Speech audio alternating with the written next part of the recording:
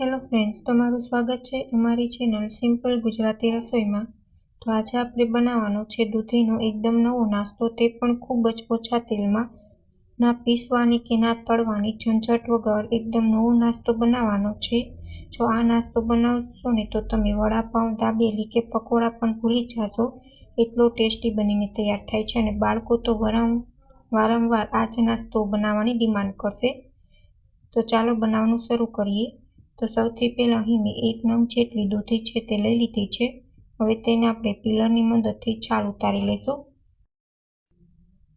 હવે છાલ ઉતારી લીધી છે। હવે આપણે ખમણીની મદદથી દૂધીને ખમણીને તૈયાર કરી લઈશું। કેમ ઘરમાં દૂધી છે તે બાળકોને પસંદ નથી હોતી, પણ જો તમે આવી રીતના દૂધીનો નાસ્તો બનાવીને આપશો ને તો તે પણ દૂધી છે તે ખાવા લાગશે। તેટલો સરસ ટેસ્ટમાં નાસ્તો બનીને તૈયાર થાય છે। તો હવે એક બર્તન લઈ લીધું છે। હવે તેમાં આપણે ખમણેલી દૂધી છે તે લઈ લીધી છે। હવે જેટલી દૂધી લીધી છે ને તેટલા જ માપથી મેં અહીં 1 બાઉલ જેટલો રવો લીધો છે। રવો સેજ જાડો હતો એટલે મેં મિક્સર જારમાં તેને ગ્રાઇન્ડ કરી લીધો છે। તો તમારે સૂજી ઝીણી હોય તો તમારે ગ્રાઇન્ડ કરવાની કંઈ જરૂર નથી। હવે આપણે જેટલો દૂધીનું ખમણ હતું તેટલો આપણે રવો લીધો છે। હવે રવાનો અડધો આપણે ચણાનો લોટ એડ કર્યો છે। ચણાનો લોટ એડ કરવાથી નાસ્તાનો ટેસ્ટ છે ને તે સરસ આવશે। હવે આપણે એક ગ્લાસ જેટલી ખાટી છાશ લઈ લીધી છે। તેનાથી આપણે બેટર છે તે બનાવી લઈશું। તો અહીં મેં છાશ એડ કરીને બેટર છે તે બનાવી લીધું છે।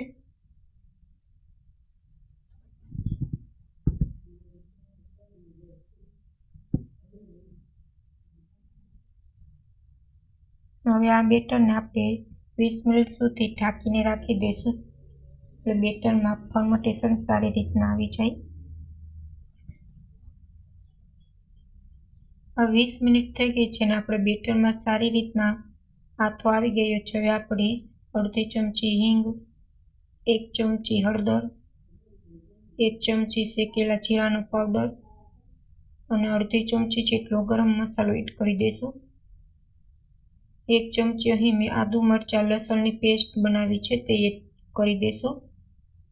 તમે જો લસણ ન ખાતા હોય તો તમે સ્કીપ પણ કરી શકો છો। હવે સ્વાદ અનુસાર મીઠું એડ કરી દઈશું। અહીં મેં લીલા ધાણા એડ નથી કર્યા કેમ કે મારી પાસે નથી એટલે મેં સ્કીપ કરી દીધા છે। તમે આમાં લીલા ધાણા પણ એડ કરી શકો છો।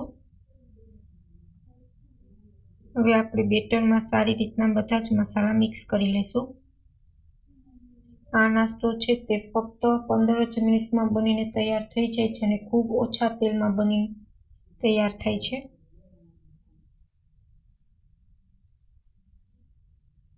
હવે નાસ્તો સરસ પોચો રૂ જેવો બને તેના માટે અહીં મેં 1 ચમચી જેટલો ઈનો લઈ લીધો છે તે એડ કરી દીધો છે।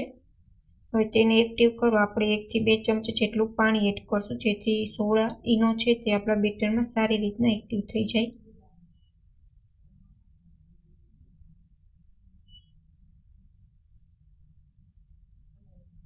હવે આપણું બેટર છે તે તૈયાર થઈ ગયું છે। હવે અહીં મેં એક પ્લેટ લઈ લીધી છે, આવી ઢોકળા બનાવવાની જે હોય છે તેના ઉપર આપણે તેલ એડ કરીને સારી રીતના પ્લેટમાં લગાડી લઈશું, જેથી આપણો નાસ્તો છે ને તે નીચે બિલકુલ ચોટે નહીં અને આસાનીથી ઉખડી જાય।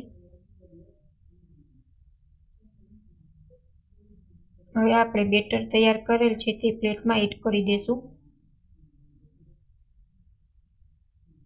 હવે ઉપરથી આપણે લાલ મરચું પાવડર એડ કરી દઈશું, જેથી આપણો નાસ્તો છે ને તે સરસ ટેસ્ટી બને।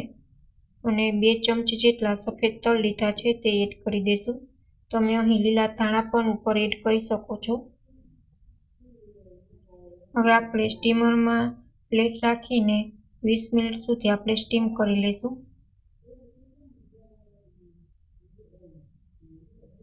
વીસ મિનિટ થઈ ગઈ છે અને આપણે ચેક કરી લઈશું આપણા ઢોકળા છે તે સારી રીતના સ્ટીમ થઈ ગયા છે।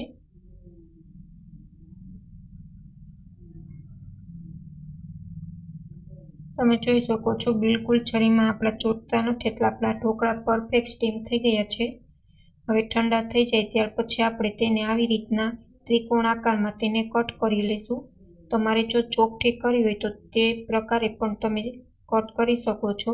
તો દૂધીનો ઇન્સ્ટન્ટ નાસ્તો આપણો બનીને તૈયાર છે. જો તમને અમારી રેસીપી ગમે તો ચેનલને સબસ્ક્રાઇબ કરજો. Thank you for my watching video.